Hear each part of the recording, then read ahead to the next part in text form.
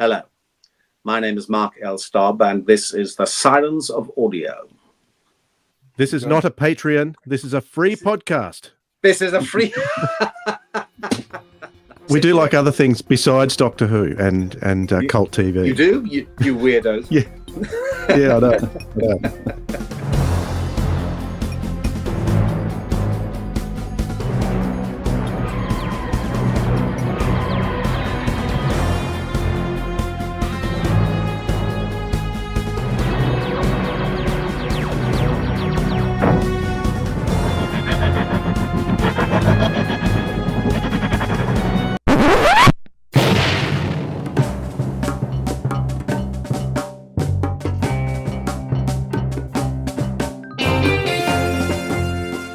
G'day, audiophiles. This is the Sirens of Audio, the show that explores the universe of Doctor Who and related media in the audio medium.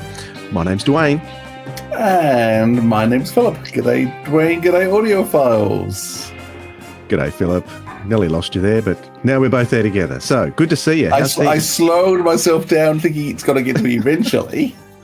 I'm still getting used to this new thing, new technology. Oh, new fantangled technology. Yeah, I'm great. Thank you, Dwayne. How are you going?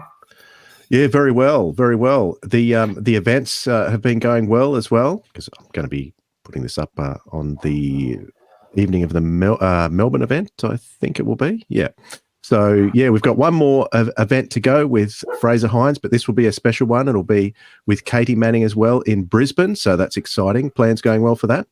Yeah, well, it's been exciting enough just having Fraser. The two of them together is going to be terrifying. So I'm not quite sure how it's going to go. Yeah. It's going to be a new level of madness and craziness will be on stage with the two of them together. Absolutely. But so it's been going well. It's been great seeing you in person. Oh, it is great, isn't it, Philip? I always love getting together for a face-to-face chat. Sometimes it just beats this online stuff. So tonight we have a good show. We've got a very special guest. Mark Elstob is joining us, and he first made his name known to you and I when he was cast as number 6 in the Big Finish version of The Prisoner. Excellent version. So we're going to talk about that in a moment, and we'll also be chatting with Mark Elstob. So that'll be great to look forward to in a few minutes' time. But before we get to that, do you know what, Philip? Know what, Dwayne? We have to swirly-whirly jump down the rabbit hole. Let's go. No.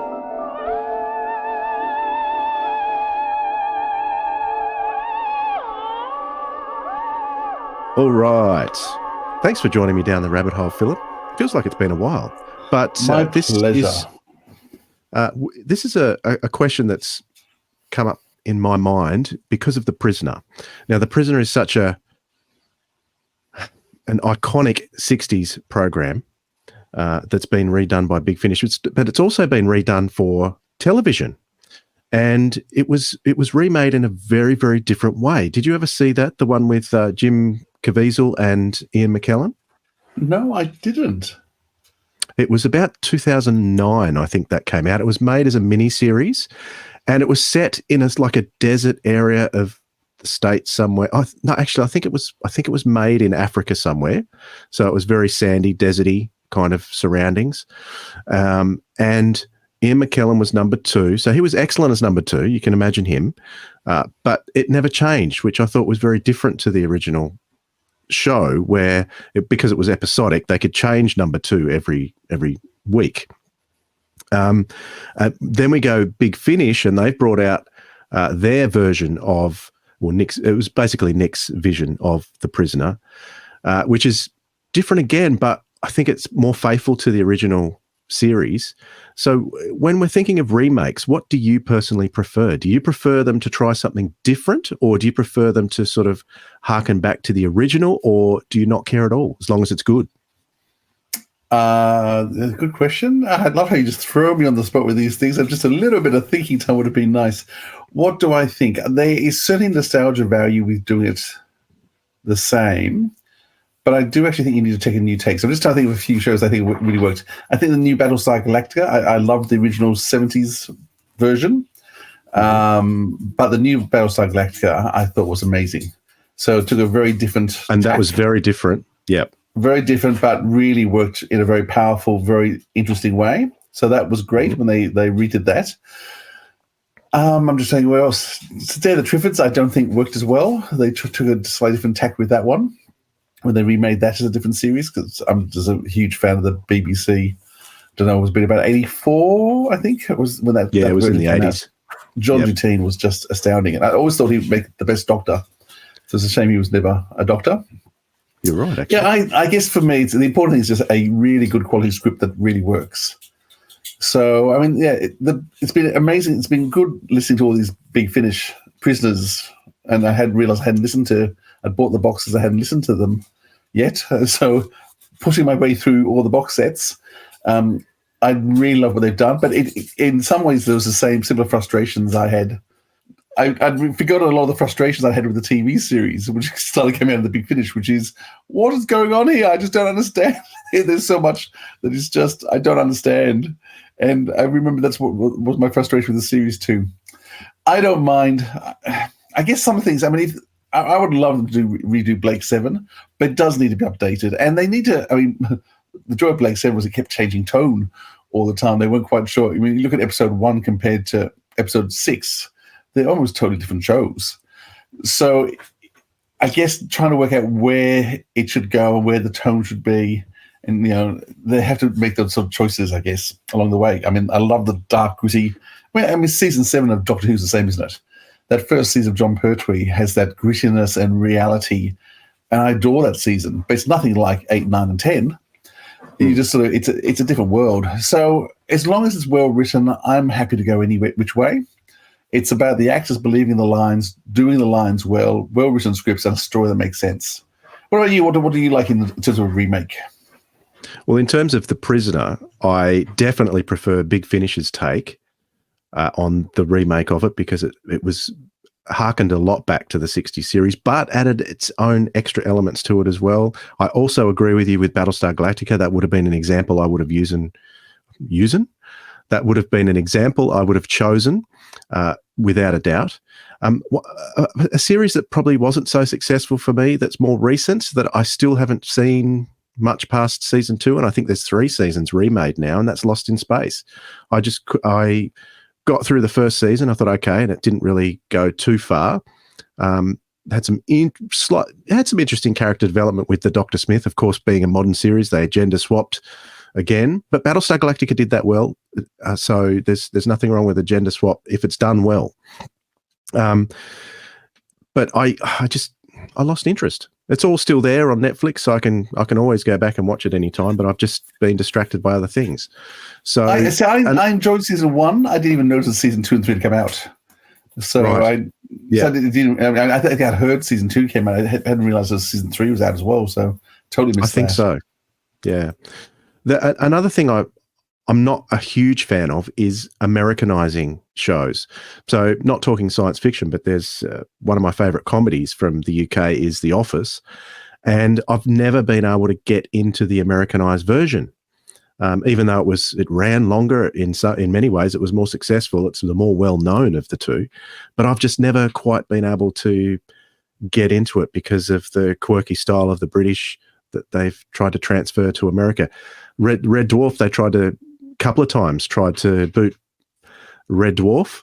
They did a couple of pilots and they both failed miserably. So sometimes, when they try and Americanize things, I think the American version of Broadchurch was called Grace Point, I think, and David Tennant was still in it, and it was awful. I could not stand it. I only watched the first episode and didn't bother watching after that. Me too. So that was, to me, that was a failure. I think as long as you get it right, and there's good writing involved, interesting characters, it can be done, but it's not always successful. So it's a bit hit and miss with me. But so do you think it's better do you think they should remake old shows, or should you think that they should just generally be just creating new ones? Well, personally, I think they should come up with some new ideas, build on the ideas of the past, but come up with new ones rather than constantly trying to remake things one after the other. I find it a bit boring, to be honest. It obviously sells. I mean, done very well. It obviously sells. I mean, otherwise Big Finish would be doing Doctor Who, or The Prisoner, or Blake 7, so it always does well because of nostalgia. But that Yes. I mean, and the sad thing is, the Big Finish, the new fiction range that they did, the Serial, the Frontiers in Space. Was that what Frontiers in Space? Was that what it's called? Next play. The Human Frontier. That was the Human Frontier. Thank you. Yeah. I mean, all that new range they did a few years ago were sensational. But they obviously didn't sell well enough to keep them going enough. Which is sad, such a shame. Obviously, the audience wants tradition. They want nostalgia. And when we do get amazing, such well written, I mean, I was going to say River Song, but that's wrong. The actress, that crime one that they did, that 8 episodes, there's some of the best. It was called Transients, wasn't it? Yes, there were 8 of the best episodes of audio I've ever listened to. The Warren Brown in that too. Yeah. Oh, and then there's the Nigel Fair stuff. I mean, yes. So Big Finish have done some sensational new stuff. I wish they'd do more, but obviously if it doesn't sell, they can't do it. Yeah, exactly. All right, that's just a few of our thoughts. We will jump up out of the rabbit hole. All right, let's talk about The Prisoner now that we're up out of the rabbit hole. We'll throw in a trailer for Volume 1.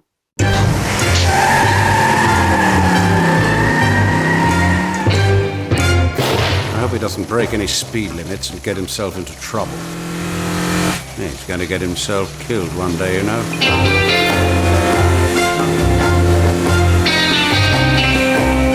Where am I? In the village. In the village. Désirez-vous un taxi, monsieur? Take me away from here. Where to? As far as you can go. I heard this was your first day. And my last. Why'd you say that, number 6?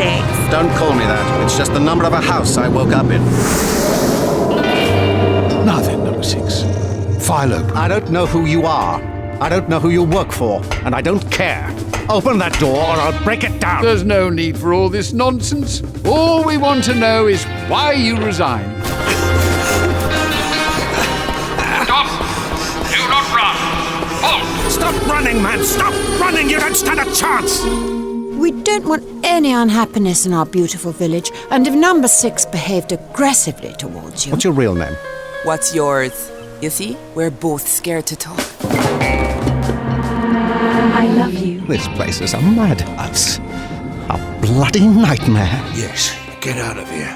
Yes, we must, or they'll kill us. Worse. Words? Orange alert. Orange alert.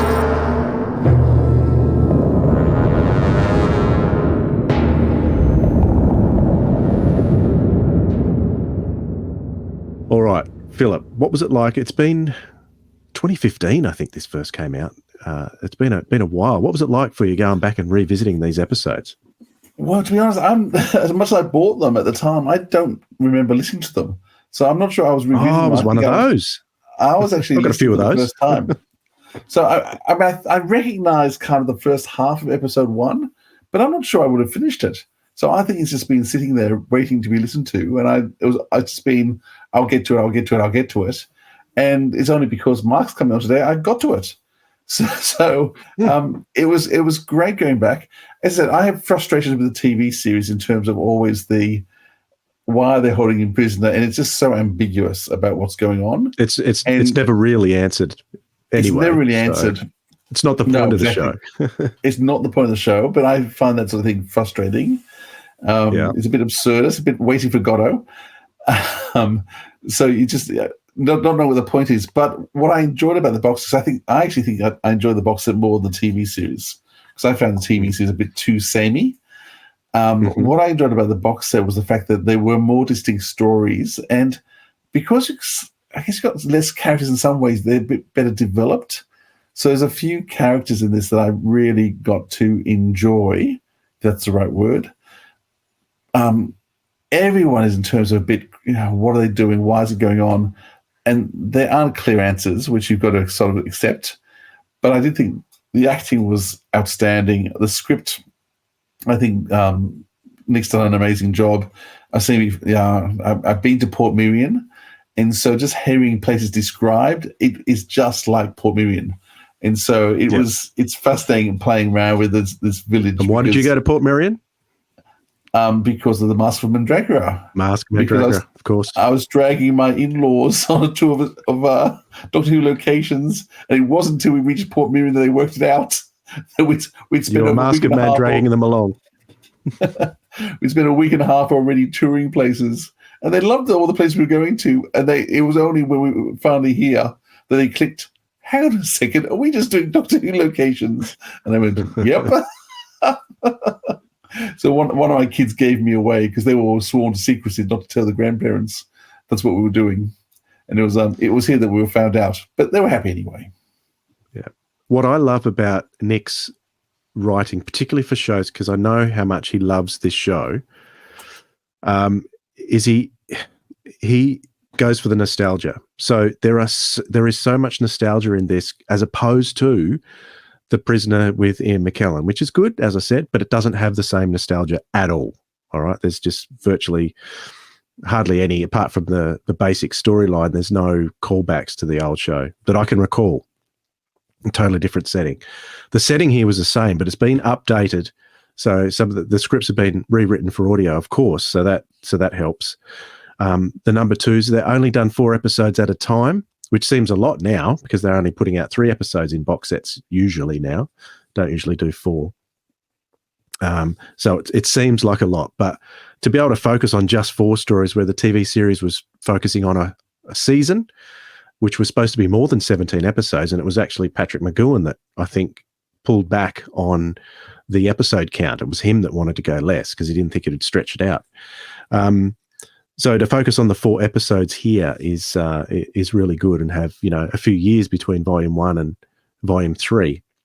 In the first 2 box sets, another star of this for me is Helen Goldwyn, because I had completely forgotten that Helen. I'd forgotten that Helen played not only the voice of the village, but she was also seeming to play the controller as well, which I think in the 3rd volume that role was split back up again, I think, unless I was mistaken in my hearing. But I think Helen was perfectly cast in that, and I was a little bit sad when I got to Volume 3 and realised that she wasn't there. So what did you think of Helen's performance in that role? Yeah, it's what I love about Helen's performance is she's just so lovely and jovial, and yet so not that menacing. Yeah. So when playing against type, it's always powerful. And I mean, we've seen Helen do everything. I mean, one of the things, she is a star. And anything she's been in Big Finish, she's been amazing, and such a huge range that she can do. But in this one, it's her jolly, lovely, sunny disposition, and yet so menacing. And so just having that contrast is just it's a nice touch. Yeah. And of course, some of the cast that were regulars in the last couple of box sets, or the second 2 box sets, went on, including Mark, Lucy Briggs-Owen, Genevieve Gaunt. They all went on to Nick's production of The Human Frontier as well, which is very good. It's got me thinking that now that we're bringing that up. But I love the fact that yes, they brought in the butler. Even though he never says a word in the TV series, but he's there in the audio. You just wait till you hear it. The way they do it is brilliant. I love it. So it's got the nostalgic feels, but it's got the updated elements to it. So some of the stories have been rewritten to be more modern. There's even some modern technology in there, even though it's set back in the 60s and 70s. Well, see, I was going to it's modern technology. Yes, it is. Because they mentioned the years. They mentioned the years. I think he was taken. So it starts off in the 60s quite definitely, and then after he wakes up, it feels like we're in modern times. Yes. And the technology, and he doesn't even recognize the technology because they've got iPads and they've got automatic doors. Yes. So the technology they're using, he doesn't recognize. So it almost felt like they've done a time jump with him. I was trying to work out. But even all that's ambiguous. So it's like the whole point of the show is like, are they in the future? Are they still in the past? Has he slept for 5 years? What's going, That's the point of The Prisoner, is to keep you thinking, what is going on? Are we going to get an answer this time? We do get a final story in Volume 3 that wraps it up for the set, or it could continue, I guess, but it pretty much wraps it up in a similar way that the television series did, but not in quite as a manic way that the television series did. I'll give it that's for sure. And it is a completely different ending to the television series as well. So, yeah, a couple of the number 2s that stood out. Celia Imrie, I think she's in the second episode of Volume 1. Astounding. What an actress.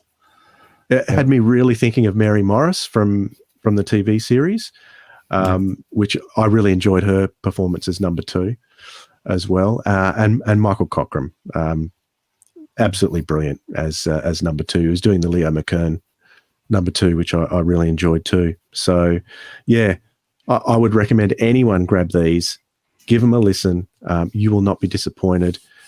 I don't think, even if you've never seen The Prisoner, I still think it would be interesting to listen to them completely fresh as well. What do you think, Philip?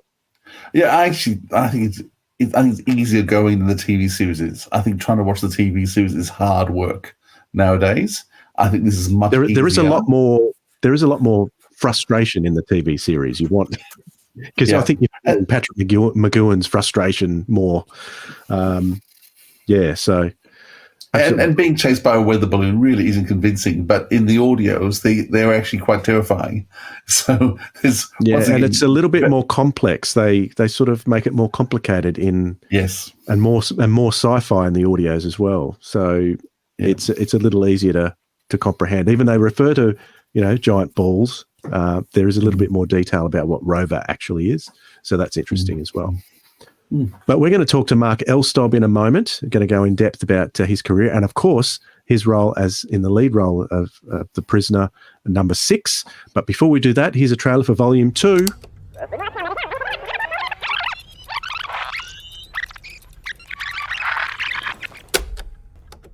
I met a man today, an extraordinary man. Please state your code. ZM73. It looks just the same. The car? Well, good. I didn't know the previous owner. You. I mean, someone bought it for me.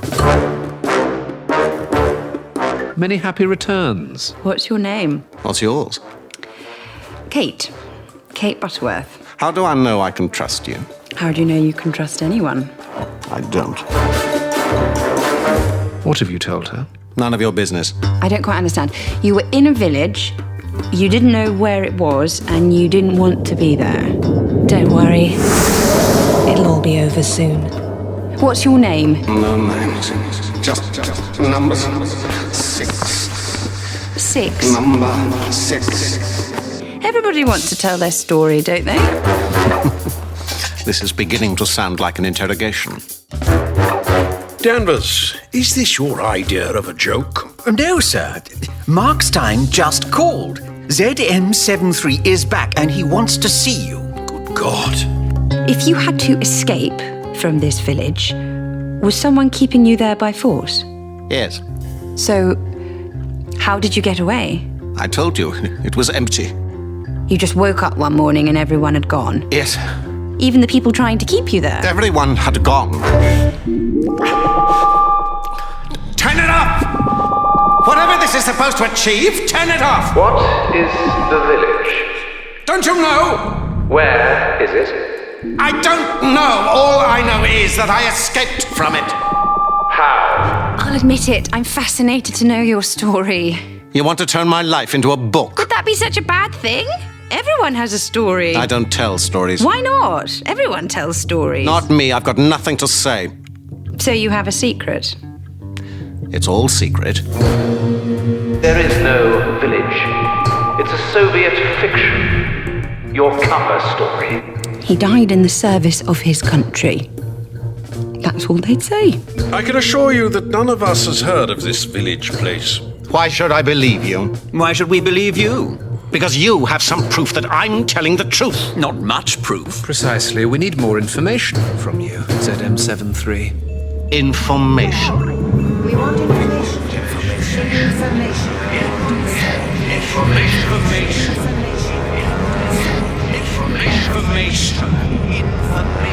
Did you tell them why you resigned? No. Why not? Because it was none of their damned business, and it's none of yours either. 5-5 Delta Tango 6 to tower, now on course. Over. I met a man today. An extraordinary man. Well, certainly a man with an air of mystery about him.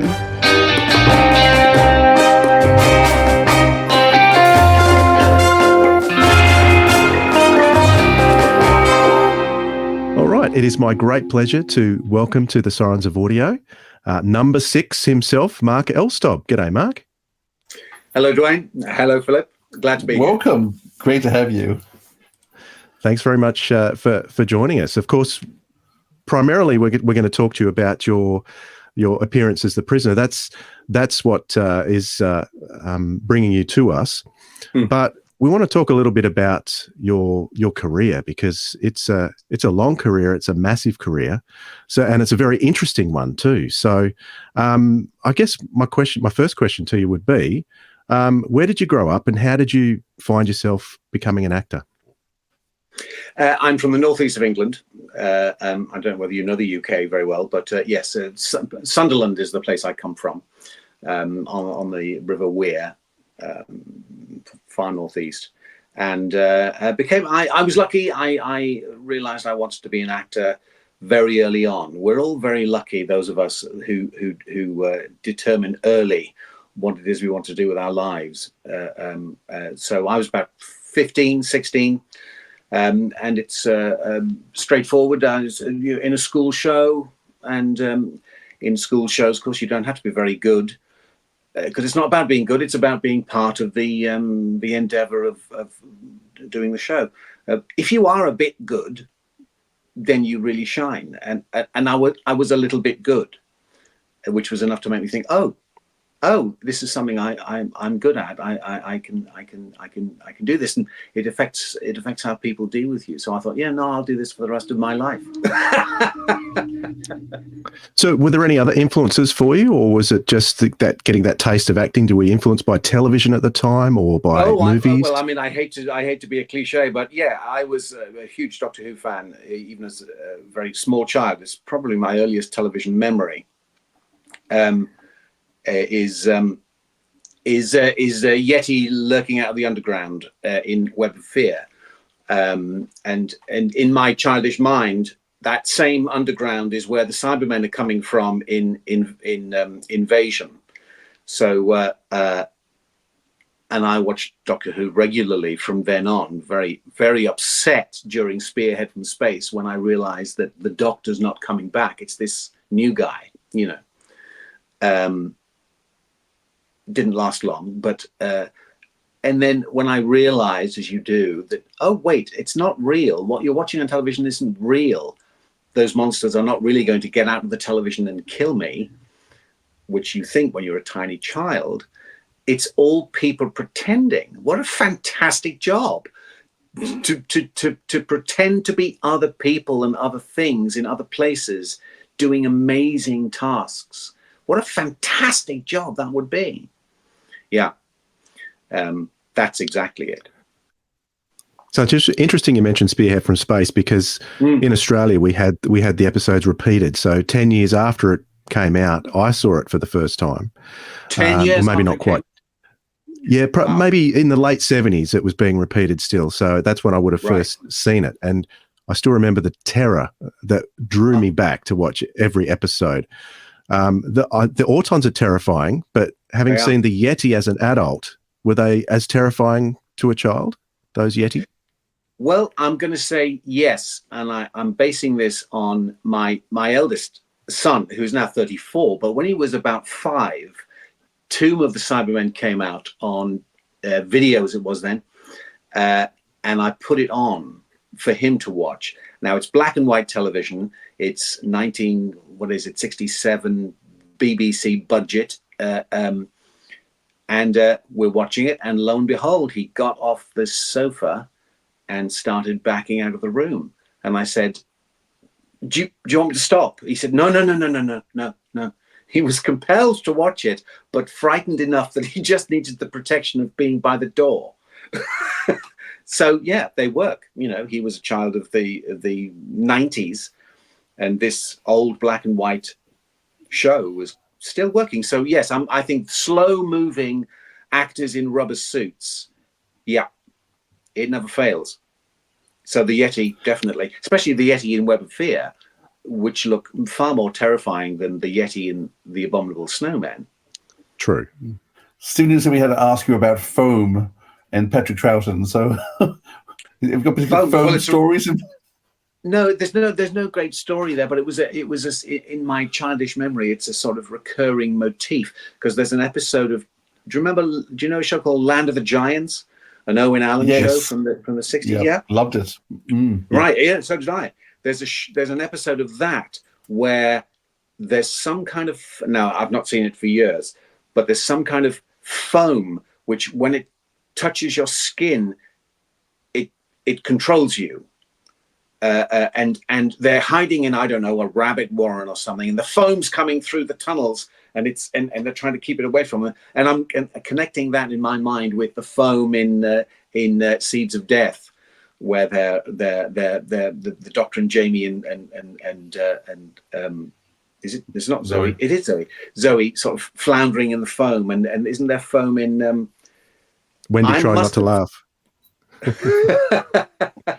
I must have seen. I believe Fury from the Deep too, which we haven't seen. I must have seen it when it was on originally. I mean, I've seen the animated version, but I must have seen the original one. And there's foam in that as well, isn't there? So this idea that, I mean, my God, it's only foam. But if the actors, I remember Space 1999 had an episode with lots of foam too, filling up all the alpha base as well. It's another time. It's a cheap effect, as long as the situation and the story is good enough and the actors are selling it. It's brilliant. It can be, it can be sentient, it can be evil, it can be mind controlling, it can be poisonous. You name it. It can even clean your clothes. So you went and studied at the at Central School of Speech and Drama in London. That's a drama school in North London. Yeah. So once you went through there, what was your progression from there? Where did you go into theatre mainly? Mainly theatre, but I mean, all actors will work wherever the work is. They're trained in theatre, and English drama school training is or was typically a stage training, a classical stage training. But work is not so common that all actors won't do whatever the work is, be it stage, be it TV, be it radio, be it film, be it commercials, you name it. Most actors will say, when a job comes up, oh yeah, I'll do it. When we're watching extras on Doctor Who, interviews with actors, a lot of them say they went to rep and did all, lots of time in rep. Were you in theatre at the time when rep was still a thing that you went through? No. Rep, I think I know what you're talking about, but when actors talk about that, they're normally referring to what we would call weekly rep, where the play changes every week. And that, I mean, it still exists in only a handful of theatres now, I think. But it used to be every theatre produced weekly rep. So actors could get a job, and the job would not be for a play, the job would be for a season, which would be, I don't know, 7 or 8 plays maybe. And so you'd be doing a real turnover. But no, I didn't. I've never ever done that. I'd love to have done that. I've done similar things, but not quite that. So for when I work in the theatre, it's just been for the one play. I mean, I met Nick Briggs in 1994. We were both doing a 6-month tour of one play. And the jobs tend to be more like that, where it's one play for as long as the job lasts. Now, Mark, you say you just go where the work is, but you've had a very strong classical career in terms of theatre, in terms of doing what a lot of actors can't do. You've done a lot of Shakespeare, Ideal Husband. You've worked with Stephen Burkoff. So a lot of the great classics, which a lot of actors can't manage to do so well. So what is it that draws you to? Is it just the work that draws you to the classics? Well, I'm not going to lie. It's the work. I'll do the work. I mean, I met Stephen Noonan on a production of Hamlet that Sir Peter Hall was directing it in 1994 1993, 1994. And that was another long job, 10 months touring UK, touring Europe, and then we went into the West End in London. But yes, I do whatever the work is.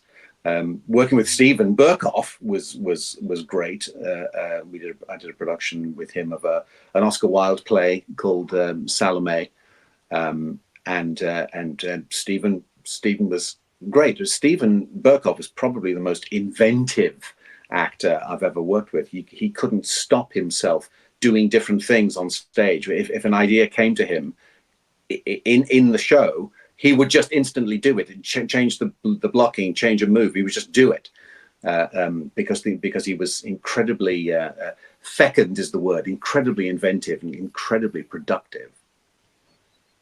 And I see you've done a lot of musicals as well. So Hello Dolly, I think Chicago. I'm making no claims for my musical ability. I was in those shows because I was in a season of plays at a theatre, a lovely theatre in a place called Pitlochry in Scotland. And I was, I can't sing, I can dance a bit, but I can't hold a tune. But because the whole company would be in the musical, I would stand at the back and do that. So in Chicago, you weren't playing a main role in Chicago then? I certainly was not, but I can dance, and so I could put on the spangly suit and do sexy Bob Fosse-esque dancing at the time. Yeah, that's what I did. Okay, so you got dance training behind you as well. Yeah, exactly. Right. I see that you've worked in theatre in different places all over the world, even as, as I guess it is a Western country, but Jerusalem seems very exotic to someone like me sitting here in Tasmania. Would that be one of the most unusual places you performed in, or have there been some others? Jerusalem is an amazing city, and we went there with a production of An Ideal Husband that you mentioned earlier. I'd never been to Israel before. It's absolutely beautiful, and they've got this thing called Jerusalem syndrome, which I've never heard of, which apparently is a bit of an occupational hazard if you spend any time there, which is you become overcome by the emotion of the place. Even if you're not of any particular spiritual allegiance, you just somehow the significance of the place really hits home, which I'd certainly experienced and was not prepared for. But there's also a theatre in Athens where we played Hamlet. The amphitheatre underneath the Acropolis in Athens, there's a gigantic amphitheatre called the Herod Atticus, which seats about 8,000. And we opened Hamlet there, which was a real experience. Because I've never played to such a big audience. When you play to a big audience like that, audience reaction is much slower. So if you had a laugh line, not that there are many laugh lines in Hamlet, but if you did have a laugh line, rather than saying the punchline and getting the laugh and bouncing off the laugh and saying the next line, you've got to let it roll and let it roll. It might take 30 seconds for the laugh to roll right to the back, and so you've got to slow the whole thing down. Well, you might have projected. Sorry. No. These ancient theatres have fantastically good acoustics. They're designed that way. They've got the dish, the amphitheatre shape funnels the sound. So no, you're not mic'd. It's a real feat of proper production. A real feat of ancient engineering. Yeah. You've also done some work in television in soaps. You're in Emmerdale for a few episodes too. Yeah, I was in Emmerdale for a year in 2000 going into 2001, playing a character called Andrew Fraser, who was described as the stud from the stud farm. I think his role was to basically come in and have affairs with as many of the female characters as the writers could get away with, and be a sort of bit of a rascal, shall we say. So apart from television, you've done some other television too, but I noticed you've done, is it hundreds of audiobooks that are out there? Yeah. You've done heaps and heaps of those. So Philip and I were talking about this before, wondering how much of all that info you retain, because it's not just novels you do lots of non-fiction as well. So that must be somewhat interesting, or is it just a job to you? No, it's very interesting, and it is also a job. Over here we've got the RNIB, the Royal National Institute for Blind People, and they've got what they call their talking books department, which I think they've had since the late 30s. When you record the books onto, old 78 records. And I've been working for them for about 35 years. So I must have recorded a lot more books than you can find online, because their books are not for commercial release. Their books are for members only. They've got their lending library, and it's absolutely vast, as you might imagine, because they've been going for so long. So I'd worked for them for decades before I ever moved over into commercial audiobooks, which basically is exactly the same, except that you're paid more. But I have done a lot of audiobooks, commercial audiobooks as well, and I still do talking books for the RNIB.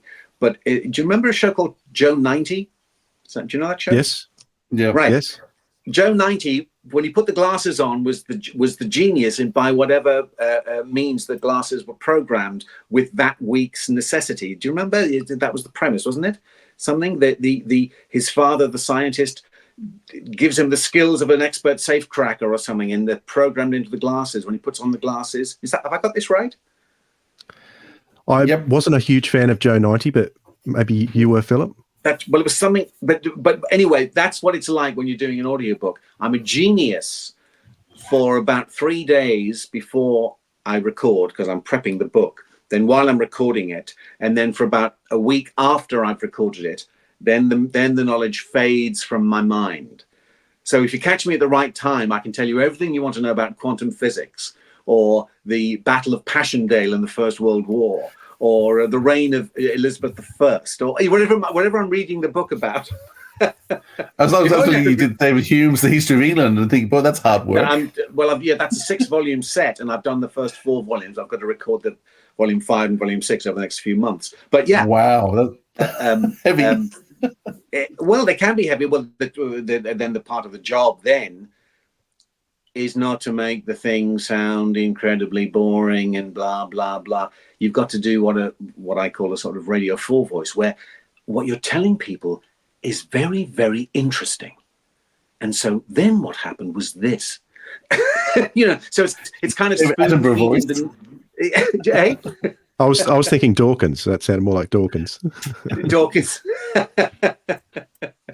But yeah, depending on the book, sometimes they want a sort of, this is information mode. Other times they want chatty. I did a really good book called The Vinyl Frontier, which was a book about the record, the golden record that they put on the Voyager spacecraft in 73, 74. I don't know. Do you know? Have you heard of this?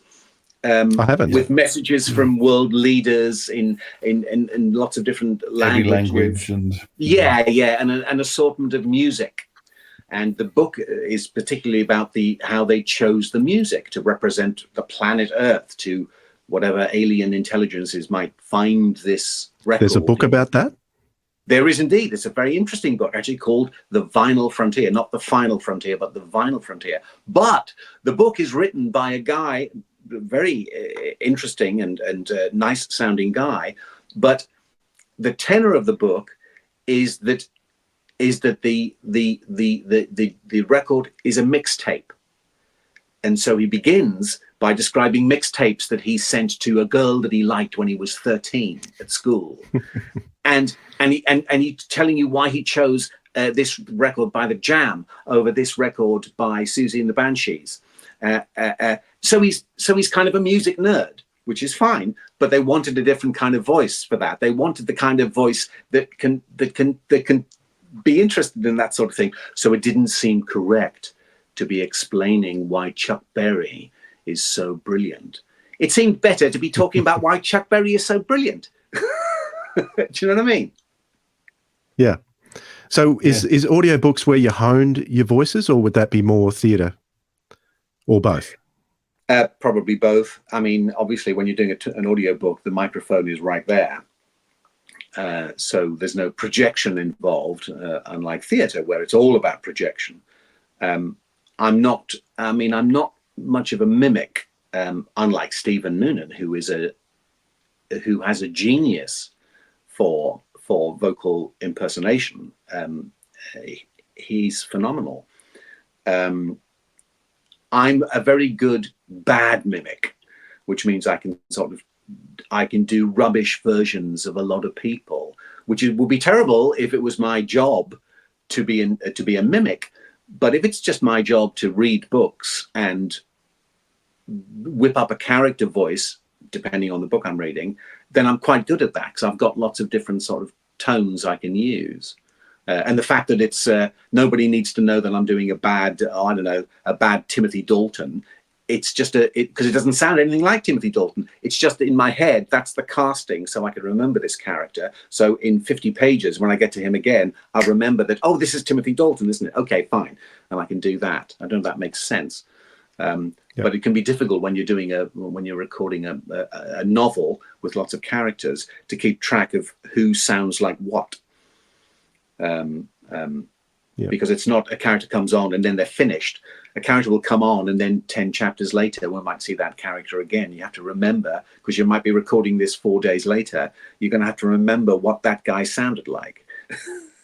or that woman, or that child, or that alien being, or whatever. Do you know a series of books called The Wheel of Time? Yeah, I've heard of it. Actually. Yep. It's is that Jordan? Robert Jordan? Yeah, Robert Jordan. Yeah. Well, it's 14 books, and each one is really, really thick. And there are over 2,000 featured characters in all these books. And I recorded all of them for the RNIB, for the Talking Books department, years ago. But that is so many characters, and I didn't record them all in one go.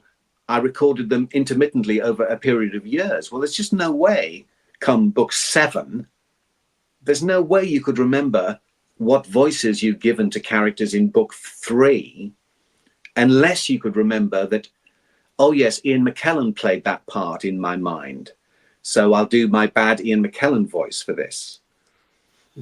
Do you make a list of all that? Do you mark up your score? I mean, how do you do it? I just remember it. It's like I'm playing. Okay. It's like I'm making it into a movie in my head, so that I can, when you see, I'm really good at remembering, films I've seen and the actors who played certain parts and moments, in a way that in a way that a top chef can talk about, can remember meals they've had, or can talk about the subtlety of flavors in a certain dish. I can't do that, but I can remember scenes in television programs, scenes in movies. Wow. So I just do it like that. Actually, I forgot to ask you earlier, but you were at one stage the son-in-law to George C. Scott. So did you know him well before he died, or? I met George several times. Yes, I first met him. He was in the Dorchester Hotel in London. He was over here filming A Christmas Carol, where he played Scrooge. And I met him there. I was at drama school at the time, because I was married still at drama school. We both, me and my then wife, went to meet him. Yes.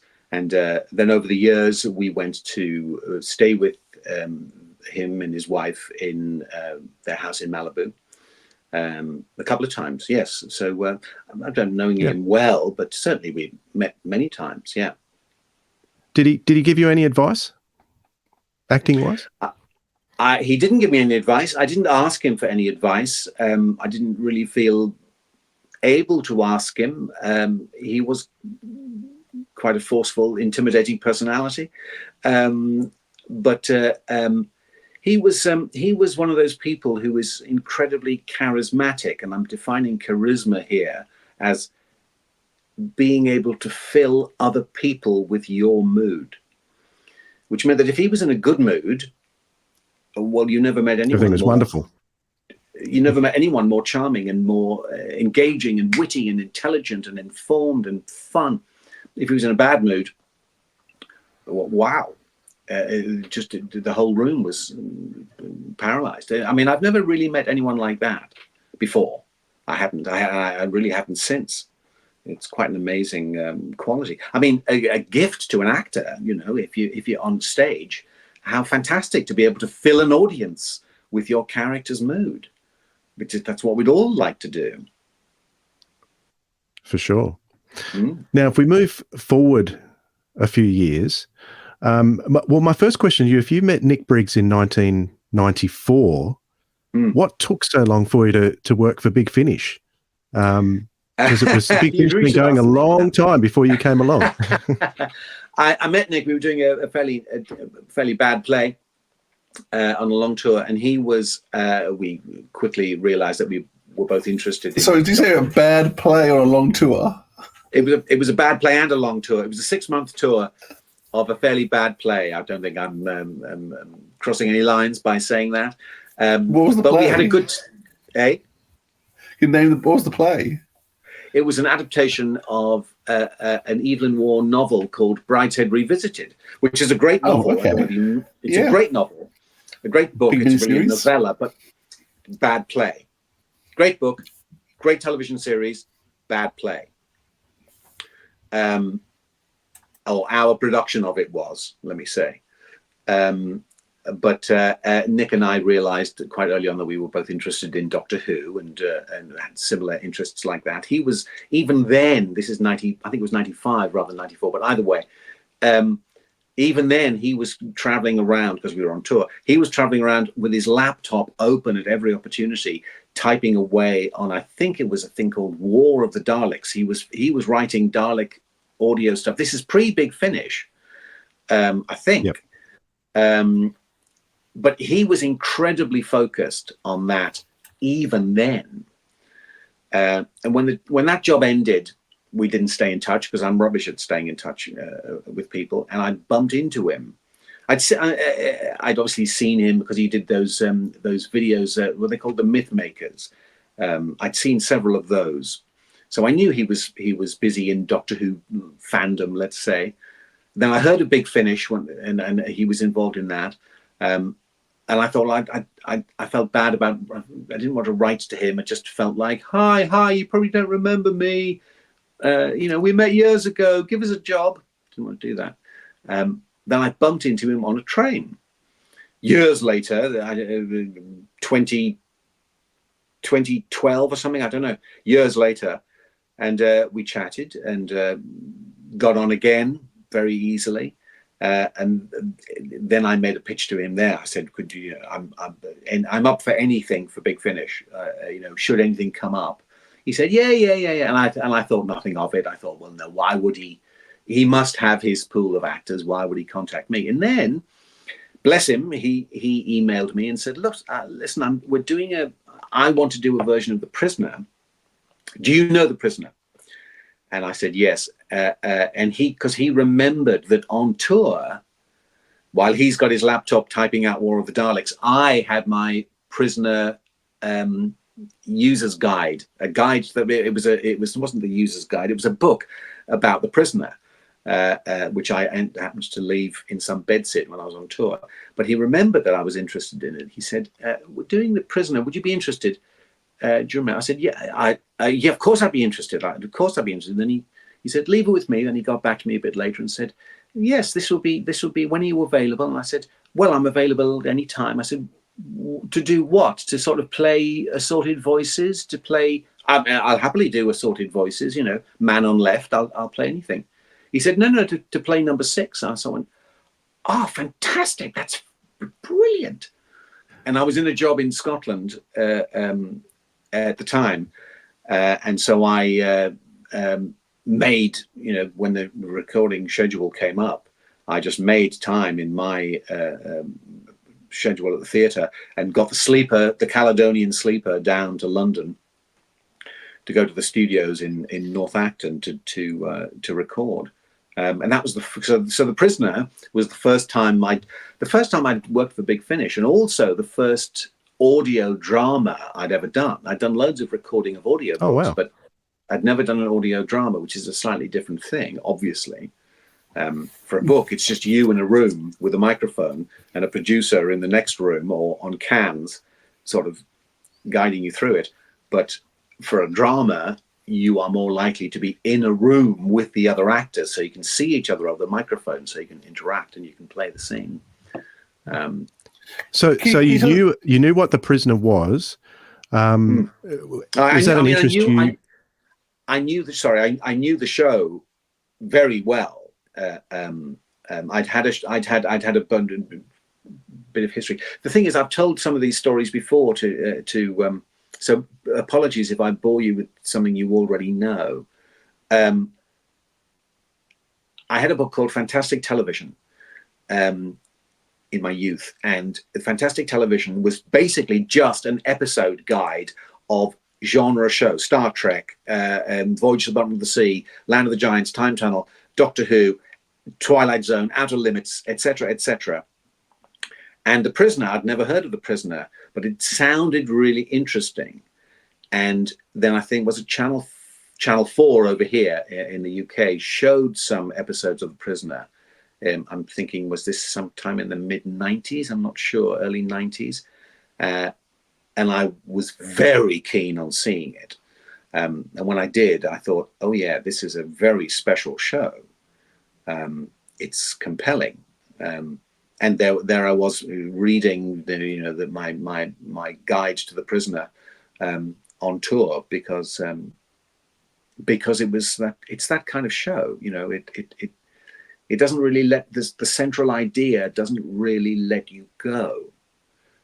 For all its ambiguity and for all its 60s frivolity, the sort of the very brightly coloured design and the trims on the jackets and the eccentricity of it, there's something slowly, compellingly, grippingly what's the word, Moorish about it.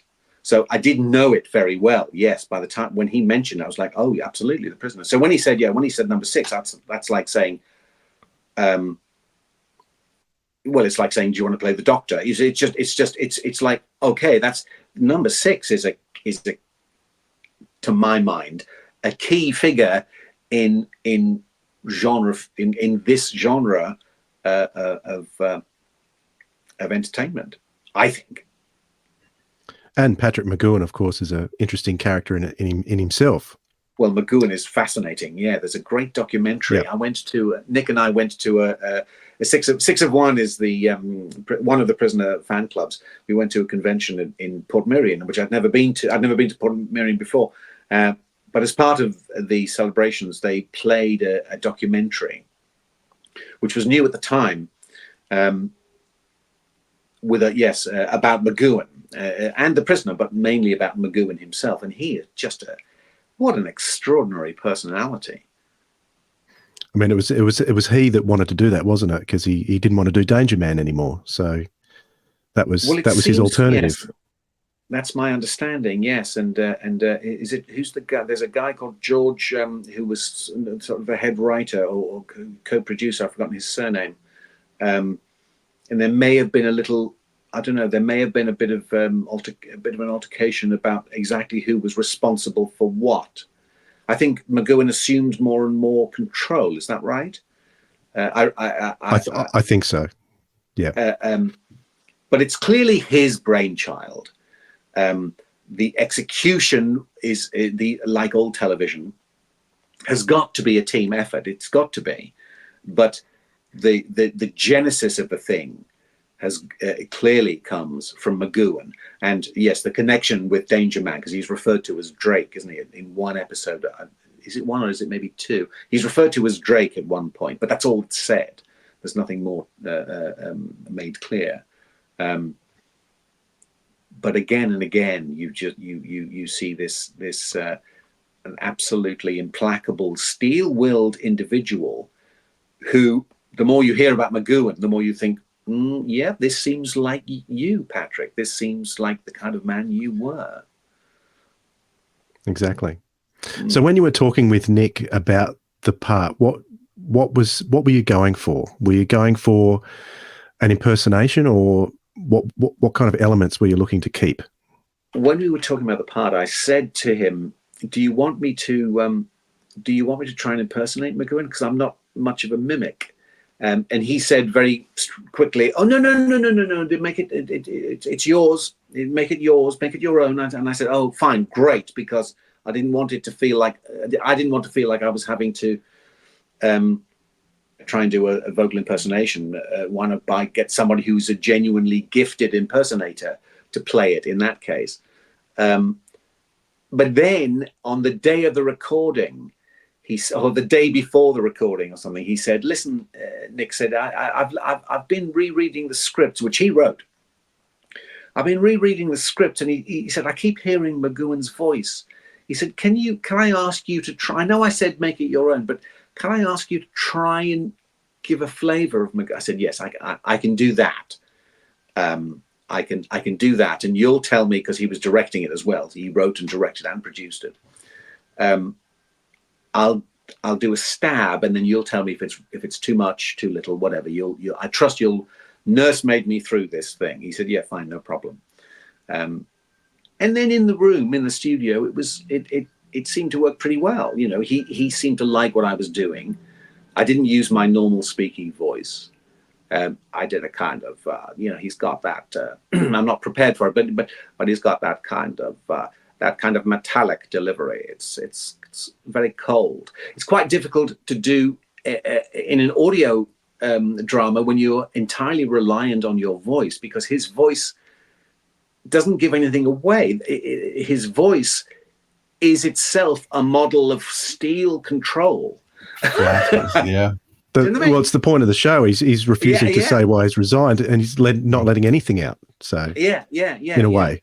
So I was trying to do that, but at the same time, give enough vocally to feel like, so that it doesn't become boring for the listener, that it's just a kind of monotonous, a kind of metallic monotone.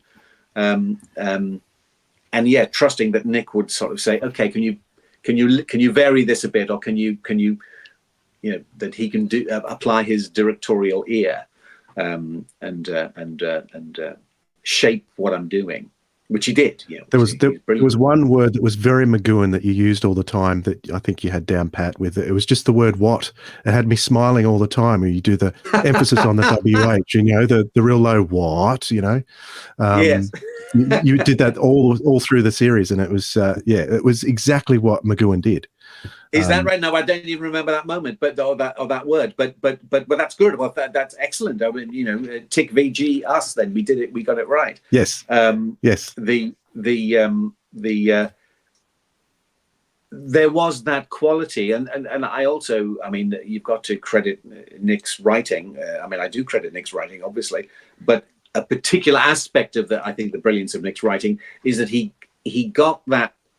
He got those moments where little is said, but a lot is conveyed with the one word or the two. Like, so a word like "what," it can be loaded. Yes, it can be loaded absolutely. with you can be disconcerted, or you can be inquisitive or angry, or whatever you like. But you can, but it's. Mind you, he managed to write Angelo Muscat into the script. I know, because he never said a word, and he's like, I know. You could see Angelo in there just walking, and you heard the footsteps of him walking around too. It was just fantastic, which you wouldn't have heard at the recording. But I think all his scripts are brilliant achievements. There's I don't remember the title of the one where he's blind.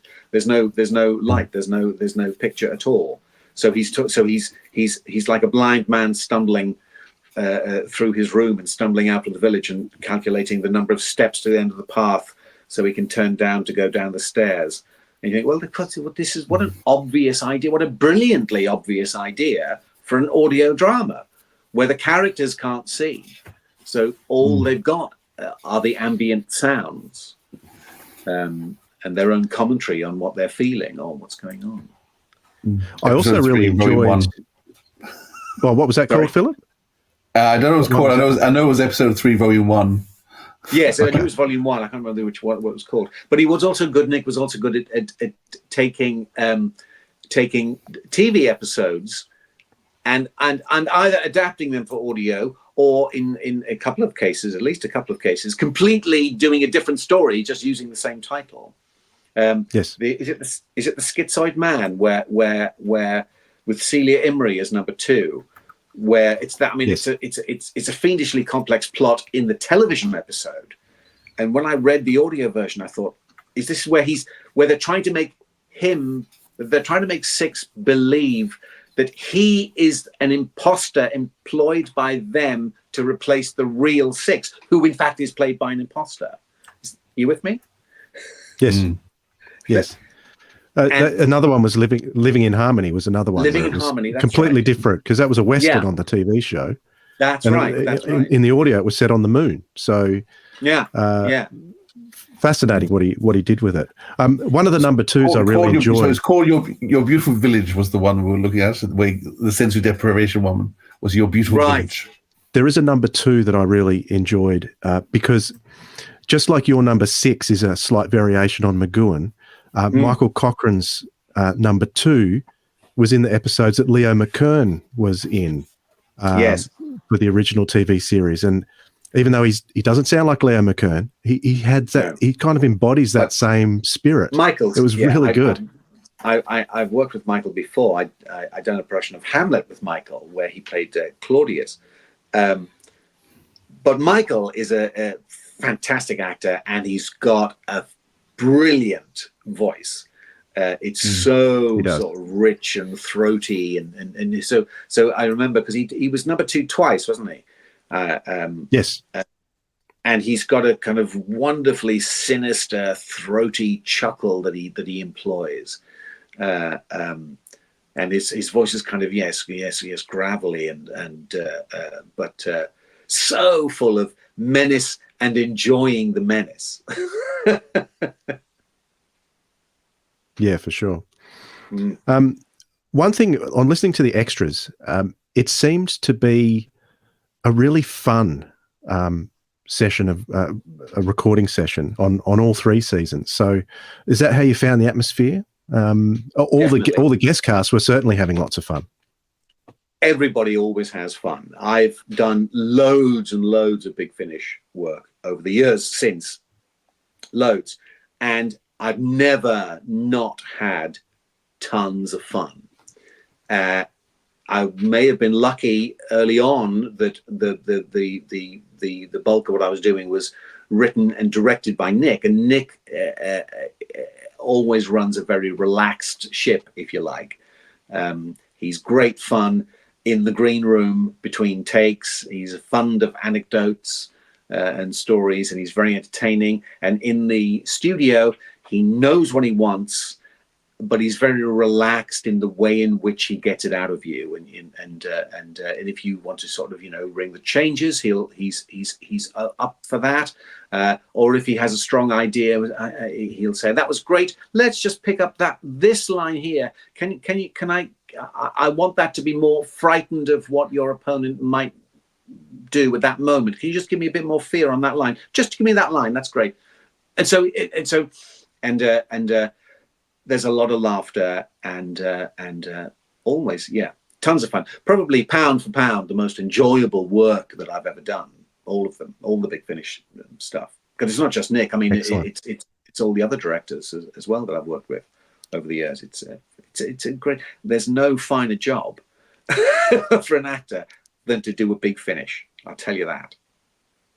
Cool. Now you mentioned the prisoner fan clubs before. What was their reaction? What the hardcore prisoner fans? What was their reaction to your series? Do you recall? Well, I don't look at reviews because I'm having looked in the past at reviews for various things. It seems to me that you can have widely conflicting opinions. Well, I suppose that's fair enough. These things are entirely subjective anyway, so you can have side by side a review that says this is the best thing I've ever seen or heard or watched, right next to this is an unspeakable travesty and I'll have no part of it. So they can't both be true. So I think you've got to take the rough with the smooth. I would be very surprised. I would have been very surprised if plenty of fans of The Prisoner, and when I say fans, I'm talking about members of the fan club, I would have been very surprised if plenty of fans were not absolutely convinced that the idea of anybody doing The Prisoner, that was, if it wasn't Patrick McGoohan, was a monstrous injustice and should not be tolerated. That such people wouldn't have cared who was playing it or who was doing it, that it must be just morally wrong to do it. I have no problem with that. That's their opinion. That's okay. I know that there were some people, there were some fan club members that I met. Well, they were very nice to me, but I suppose they would be, wouldn't they? Because who'd want to be rude? And they were, and certainly at Portmerion, all the members of 6 of 1 that I met were extremely complimentary. There seemed to be, I heard sort of third party, that there seemed to be a body of people who were prepared not to like it, indeed prepared to hate it, but that when they listened to it, I think they thought, well, this isn't as bad as I thought. This actually is all right. Well, I'll settle for that. You know, it's not The Prisoner. It is a prisoner, just like the Jim Caviezel, Ian McKellen version is not The Prisoner. That is a prisoner. It's a testament, it seems to me, to the strength of the original show, that the strength of the idea that there can be more than one interpretation. Just like there can be more than one interpretation of what the show, the original show, really means, or what is the resolution, what is going on in the original show. I think there are plenty of options there, and each one of those options is completely valid. So I don't have a problem with people who dismiss all the non-McGoohan Prisoner. Similarly, I don't have a problem with people who embrace them. There are Prisoner comic books and have been since the 70s. Prisoner novels, you know. I think it's a broad church and there's room for all. I was thinking that when you went to Portmerion, I went there a few years ago, dragged my whole family along. Oh, right. Did you enjoy it? I did have an amazing time there. But listen to the audios, they really do picture Portmerion really well. And so as it's describing locations and places, you can really see those spots. Did it feel like when you actually went there that it was like the look, how you heard, were you expecting to see what you saw just based on the stories you'd done? I was blown away by Portmerion when I went there. Obviously, I knew what to expect in as much as I'd seen the place on television. So I knew what to expect.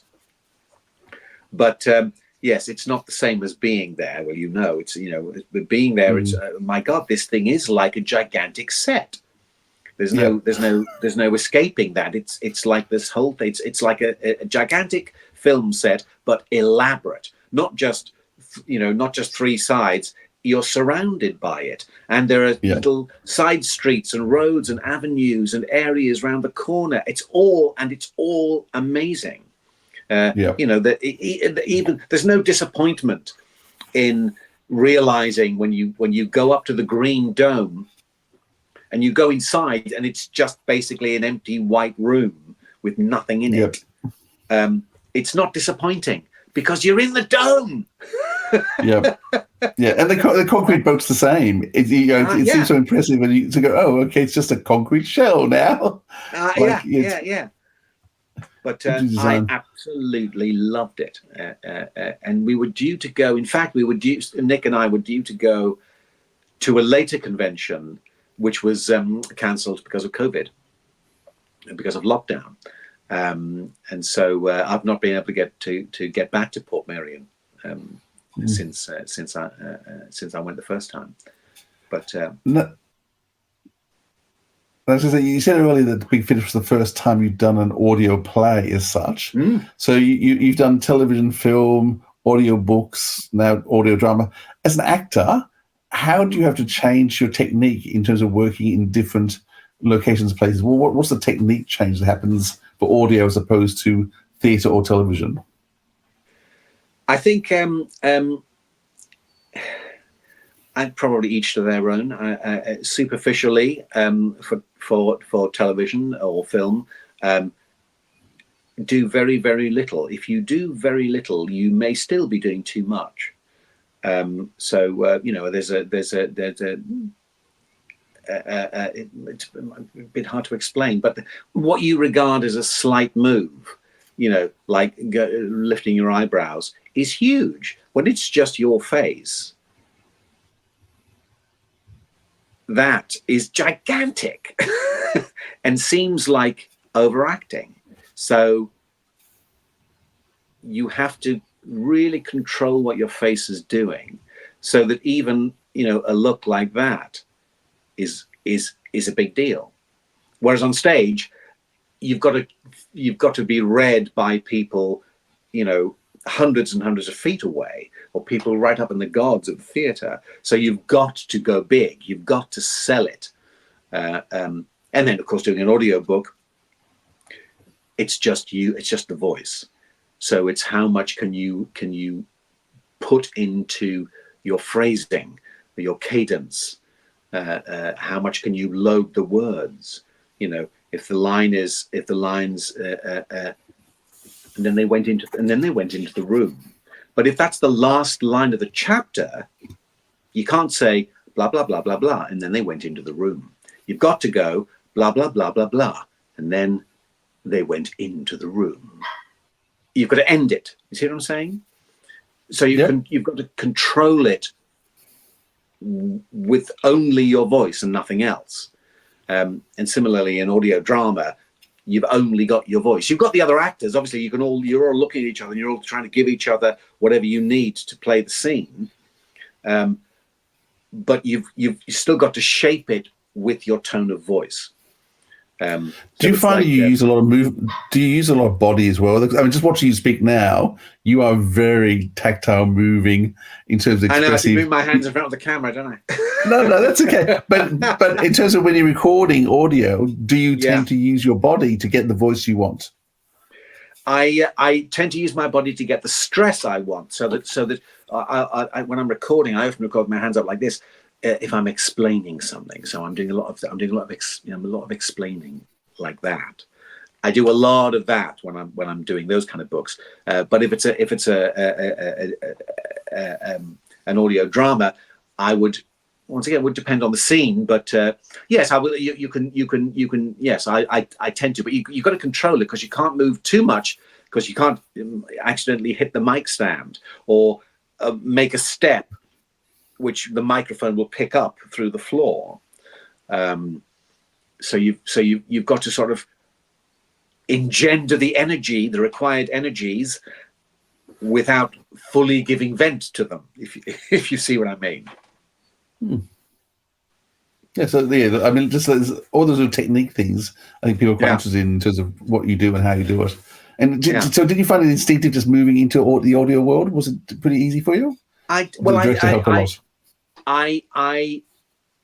don't say it was easy for me. I took to it. I think I enjoyed it immediately. I enjoyed learning the new discipline of it, and there is a discipline to it. And I still do. I mean, I've never been bored. Actually, I'm lucky. I've never been bored in my job as an actor, as my work I've been doing. I've never been bored doing it. Even if you're doing a rubbish play, you're still nervous because you've got a live audience. So you've got fear on your side, to stop you being bored. You can't be bored when you're terrified. But I was doing, I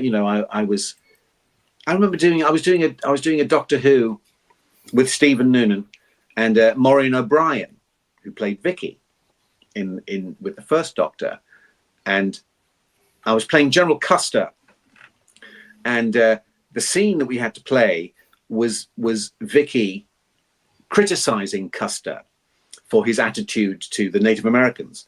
Now, obviously, Custer would not take kindly to being criticized. He was not that kind of man. He was not a nice person, I think, by anybody's standards. I think that's fair to say. So obviously, I was playing a lot of antipathy to Maureen, who was a lovely lady, very nice, but she couldn't help but look at me as if to sort of be during the scene, sort of thinking, why are you being so angry? Why are you giving me such contempt, Mark?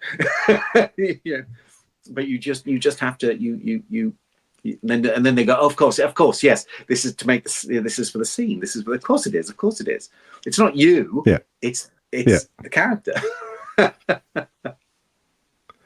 Now, I want to go back to you saying that you weren't a mimic. Now, after listening to a couple of episodes of The Prisoner, I went back to Philip, and we were both thinking the same thing.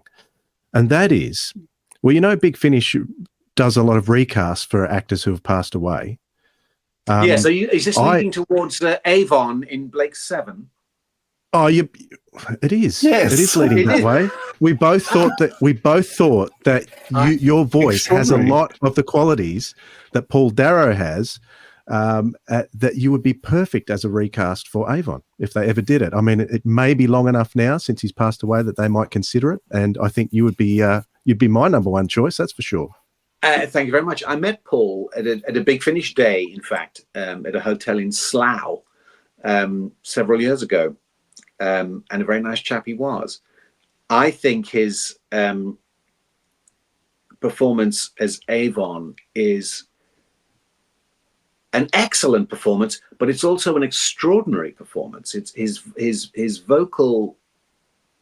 voice is.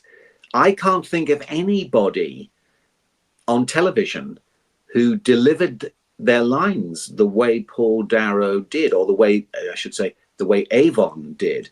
Every line. I mean, I don't automatically think of it as being like McGoohan's delivery, but I can't do it. I can't do Avon's voice, but there's something that he trying to think of an example. If he was reading, hang on a second. If he was reading, he wouldn't say, "We value your membership and very much hope that you will continue to be part of the union." He would say something like, "We value your membership and very much hope that you will continue to be part of the union."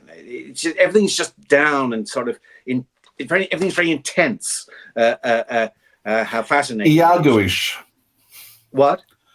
Iago. He always reminds me. He always makes me think of Iago from Othello. Yes. So plotting. So I suppose it's good. I mean, for Avon, it's brilliant. He's always thinking. What's going on and how do I maximize the situation to my best benefit. So he's he's the kind of person that you think in life, I would stay a million miles away from you because you would gut me like a fish, just if there was any benefit to you. I'd love to play it. I mean, obviously, I'd love to. Who wouldn't love to? So play it? there is a similar intensity in the character of Number 6 and Avon. Yeah. It's more if you can oxymoron it. Avon's more relaxed in his intensity. He's a very relaxed, intense person, if that makes sense. Yes, yes, I agree. He's despite the fact that he's a wanted felon on the run. He's at ease in his group, pretty much, isn't he? In any given situation. But he's got that. Yeah. See, when you just said at ease, at ease, that was exactly Avon. Is that right? Okay. Yes. Would you agree with that, Philip? I would. I mean, other people must have mentioned it to you because you knew we were covering that Avon. No, Stephen Noonan mentioned it to me a couple of days ago. Well, we'll talk to you. Okay. No, yes, I was forewarned. But. Yes, but I take that as as a compliment. I was a fan of Blake 7, and they did. They recorded They did record several episodes, didn't they? Big Finish with as many of the original cast as were alive at the time. Yeah, they've got a couple of whole seasons out with most of the original cast except for David Jackson, and then they started, and they're still recording Big Seven stories now. They recast Josette. Yeah, they recast Josette's on his part. Right. Yeah, she doesn't want to come back to Dana. So when she comes back, she works for Big Finish. She just won't go back to Blake 7. Fair enough. Okay, that's a prerogative. Okay. Yeah. But they're still recording episodes now, but just with individual cast members and doing, it's the worlds of Blake 7 now rather than trying to do whole seasons. Right. Although they just released a box set called Tarrant with Stephen Pacey. And there was an actress there who they'd written into the story why she wasn't exactly Servalan, but she did Servalan so well that I thought she could be recast as Servalan. I don't know if you thought that too, Philip, but she was that good. You put her next to Mark as Avon, I think that would be brilliant. Who was that actress? I can't even remember who it was now. No, but I mean, it was very cleverly done because they just had two other actors playing all these roles from his life and just mimicking his life. Yes. And it was a very clever way of bringing in people who, recasting without recasting. Yes, I did a Big Finish with Jacqueline Pearce and John Hurt playing the War Doctor and the character that she was playing, she was a Time Lord, wasn't she? I think she was a Time Lord. Lystra. You know who I mean, right? Yes, I did. I did a couple with them. They were a good couple because I think they knew each other from drama school. They're old friends. They were old friends. Yes. So that was good fun. In the studio, it was easy to recast that character because the Time Lord, so they just regenerate and they can recast. Well, of course, easily. yeah. But except the fans, but the fans would want to hear characters, the characters that they liked from their youth, wouldn't they? So if you were doing, Lystra was made up just for those episodes.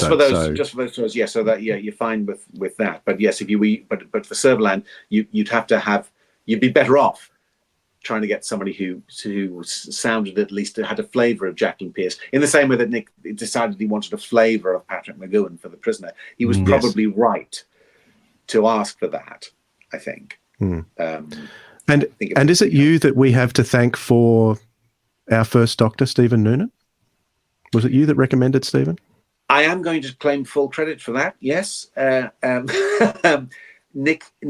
emailed me and said, "Do you want to audition for the first Doctor?" I said, "Okay, certainly, yeah, absolutely. I'll give it a go." He sent me some sides of speeches to record, so I gave it my best shot. I did my best bad Hartnell, and as I was doing it, I said to him, "Look, I know a guy who I promise you does the best William Hartnell there is. He's brilliant. Could I give him your email?"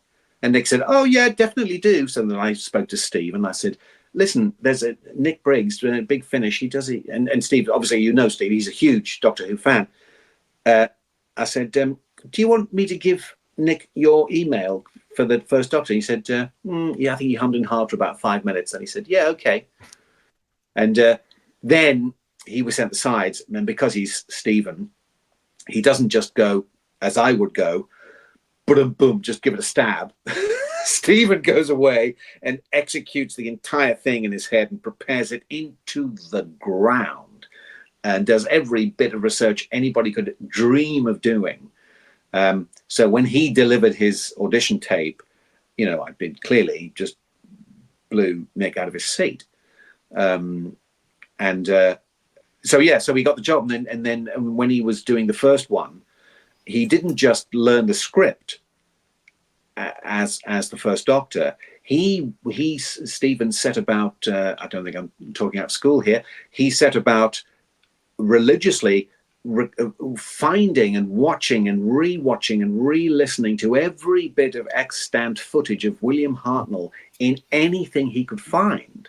So the clip, the scene in This Sporting Life, the scene in The Way Ahead, his Desert Island Discs appearance, episodes of The Army Game, Brighton Rock, The Mouse That Roared, just everything. So that so when he did the first Doctor, he realized, unlike me, that that's not William Hartnell's voice. That is William Hartnell doing a character. It's a performance. It's a performance. I had no idea. I just assumed that was Hartnell's voice. But it's a character performance. And only when I finally realized that, did I realize very late in the day quite what an accomplishment, quite what a feat his performance is as the first Doctor. I think I was very guilty of watching a lot of Hartnell stuff and thinking, well, you're sort of, he fluffs and he kind of, he's sort of not making it up as he goes along, but he's slightly struggling. But no, given the magnitude of what he's doing and the scope of what he's doing, it's an astoundingly good performance from Hartnell, of which I've got to honestly say I was completely unaware. And so, so Steve's performance is informed by everything Hartnell ever did. I claim full credit for that. Yeah. It's interesting. We only got those performances in the 60s Doctors. It was Hartnell and Troughton. They were performances. They were nothing like their, real life personas. Yes. In the TV episodes, unlike pretty much the rest of the Doctors. Maybe Matt Smith is different. I don't know. Yeah, well, I suppose you say Tennant by dint of the fact that Tennant was doing that was only an accent, though. So, but I think his character, he played a more laddish sort of Doctor. I don't think I did do an audio with David, a couple of audios with David. He's not like that. He's a lovely guy, fantastic, but he's not like the Doctor. He's not like the 10th Doctor or the 14th Doctor. So yes, but I know what you mean. A lot of the others, you sort of think, okay, yes, you're playing a mild variation of yourself. I'd say, in my ignorance, if I don't know them. I have been lucky. I have worked with quite a lot of Doctors. So I think I only need Peter Davison and Chris Eccleston to complete the set. Okay, just those two. Well, I think so. I mean, Matt Smith hasn't. Matt Smith doesn't do audios. It was Jacob Dudman doing. I've worked with Jacob a couple of times. I don't think that. Are there any 13? Have you worked with Jodie yet? No, but she just started doing. I was trying to find out whether you were doing one at the moment or not. I certainly. Well, when you do a big finish, when anybody does a big finish, you get the script, and the front and center, it always says, "Do not." Secret. Yeah, top secret. Yeah. Do not mention this because we want to be the ones to announce that this is being done. And so you've just got to go. Yeah, fair enough. Too. But no, I can tell you, I'm not. Yes. But if I was, I'd say that. So you've done about 40 big finish productions since you started. Is with it The that Prisoner. many? I don't. Yeah, it is. I'm just looking at the website. About 40. They're very good. When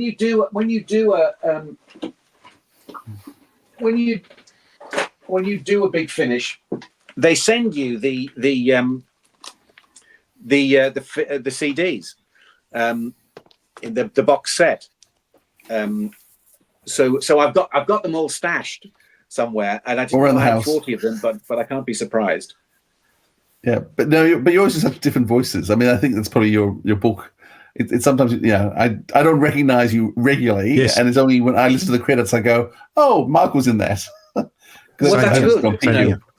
Yes, I sort of imagine that if I can register with my employers as someone who can do different voices, then that can only widen my chances of being used by them again. I did what do you call it? You mentioned earlier on in the podcast. You mentioned the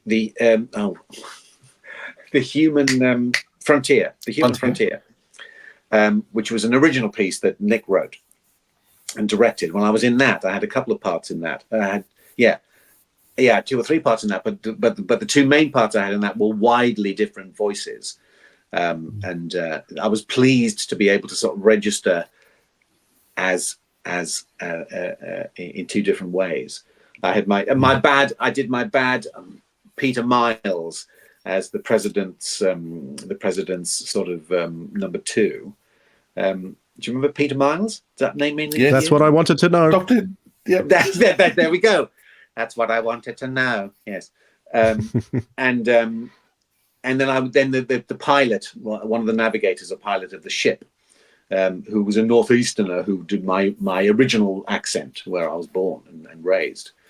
So it was a good chance. It's always good to sort of to demonstrate a bit of range if you can. I mean, there's some actors who you know immediately from their voice. So the William Hurts, Jacqueline Pierce's, Paul Darrow's, it doesn't matter what they do, you recognize them immediately. But there's other actors like you that it doesn't matter where you go.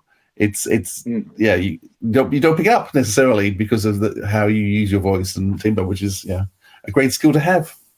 I mean, I think of it as a skill. I mean, but at the same time, I can also recognize that, if you had a very distinctive voice, which was unmistakable, I can see that could be comforting to a listener.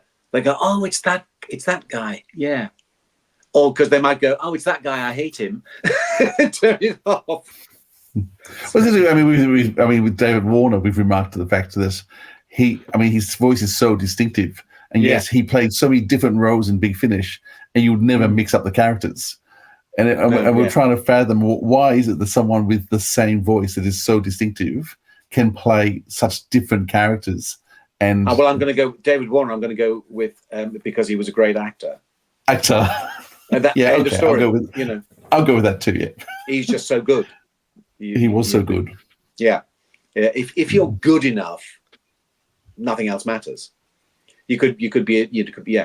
You don't need to have a brilliant audio skills. You don't need to be a mimic. You don't need to be that good in the studio. If you just brought fantastically good acting, that trumps everything else.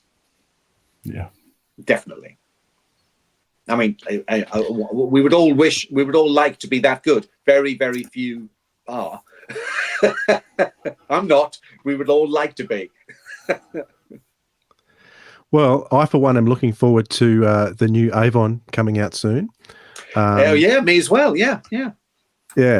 But as far as The Prisoner and number 6 goes, I really appreciate you coming on and talking a bit about that and a bit about your career and other roles as well. So much appreciated. I hope I haven't been too boring for you, but I've enjoyed it. Yes, it's been good fun. No, this is not live, so I can cut most of it out. Okay. Cut out the boring stuff.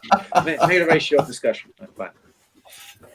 Thank you for that. We won't be doing that. It's been great, Mark. From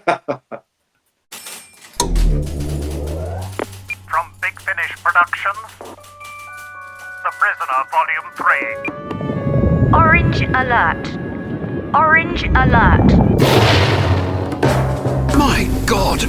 What is it? I won't be pushed, stamped, debriefed, or numbered. Listen to me.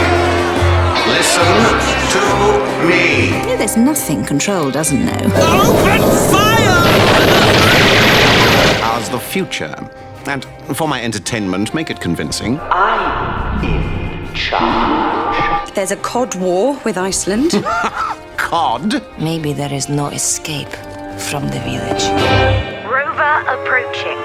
Rover now approaching.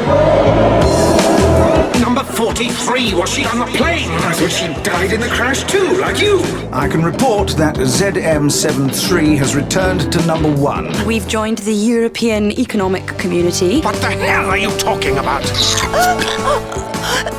Free for all! Village Rifle Association. Lean in, breathe out slowly, and squeeze the trigger. I love you. The Defense Secretary himself actually exploded. Morocco, Morocco, Morocco! You won't break me. You won't take me back. I won't bend to your rules. My life and my thoughts are my own. I resign. I will take no part in any of this. I resign! Is this the ending you've decided on? No, you can't. I'm not a number. I'm a free man. Big Finish. We love stories. Well, there you go, Philip. Brilliant conversation. Yeah, as great. usual. I knew it would be. Yeah. Thank you very much to Mark, and and thanks to Stephen Noonan as well for putting us in touch with Mark. Really appreciate that. Now, before we finish up the episode, once again, if you want to check out, if you happen to be in the Brisbane area, go and check out our live event next weekend with Katie Manning and Fraser Hines in Brisbane. Go and check out the details at sirensofaudio.com. It will be a lot of fun. And of course, if you don't want to check that out next week, we've got Sylvester McCoy and Janet Fielding in November as well. You can check out the details for those events at sirensofaudio.com. Now, one final thing that we've got to do is recommend something that we've been listening to, or maybe even something that we'd like to be listening to. And what I'd like to my list here says, Philip, it's your turn. Oh, what a surprise. I think we've already recommended very strongly The Prisoner, so I would continue to do that. Good. Just talking Helen Goldman and Mark Elstob, I would like to also recommend The Survivors. He's been in a number of series. Box set 9, I think, is the first time he came into The Survivors, and he's also been in the New Dawn stuff as well. So if you're into future Earth devastated by a pandemic, where only 1 out of every 1,000 people survived. That's in the past now. Yes. Well, I mean, as far as it's kind of said, I think it was set in the 70s, 80s anyway. So, it was, and the series was set that sort of time too, but they have jumped forward in time to about now. But yeah, it's a pretty, it's bleak and depressing, but it's really an excellent series. So if you think, what would human beings be like if we lost, I say that only 1 out of 1,000 people survived the pandemic, and what do these survivors do, and how do they cope with losing all the skills and the grief and etc. It's very powerful. So I'd recommend that. What about you, Dwayne? What are you going to recommend? Well, we've mentioned it a couple of times in the episode, but I'm very keen to recommend The Human Frontier, which is a Big Finish original, and all the Big Finish originals are great, but since Mark Elstob has appeared in this one, and Nick Briggs, of course, directed it. And it's about time, since he ended it on a, should I say ended on a cliffhanger? Yes, he ended on a cliffhanger. It was a cliffhanger. There was supposed to be, I didn't want to spoil it for anyone, but yeah, sorry guys, you spoiled it. Saying it's a cliffhanger is not spoiling it. Just if you tell them what this cliffhanger is, that's spoiling it. But saying it's a cliffhanger to ending is not a spoiler. Well, it's just that we've been waiting for Volume 2 for so long. It's not here yet. Exactly. So people listen to it now, they won't have to wait as long, will they? We've been waiting, 5 or 6 years. But if you listen to it now, I'm sure Nick's going to release it in the next year or two. But speaking of bleak, that's a pretty bleak story as well in some parts. It's some really heavy content in that story, let me tell you. I recall being quite disturbed by some of that, but in a purely entertainment way, not in a deeply psychological way. But anyway, The Human Frontier. I'm waiting for the announcement of the next one, because that way I'll listen to this. I'll listen to it again before the next one comes out to refresh myself in terms of what happened. Yes. All right. So there are our recommendations for this time. It's been lovely being in your company, Philip. Thank you very much for joining us. And yours, Dwayne. Nice to be with you in person at the moment too, in Melbourne. Yes. Fantastic. All right. Until next time, we'll catch you later. Bye, everyone. This has been the Sirens of Audio, The Prisoner, with our guest Mark Elstob and your hosts Philip Edney and Dwayne Bunny. Theme music by Joe Kramer and Jamie Robertson. Check out our live event details and all other info on the podcast at sirensofaudio.com. Got some feedback? Send your emails to sirensofaudio@gmail.com, or you can DM us at any of our socials. The handle is @AudioSirens. Thanks for listening, audiophiles. We'll hear you next time.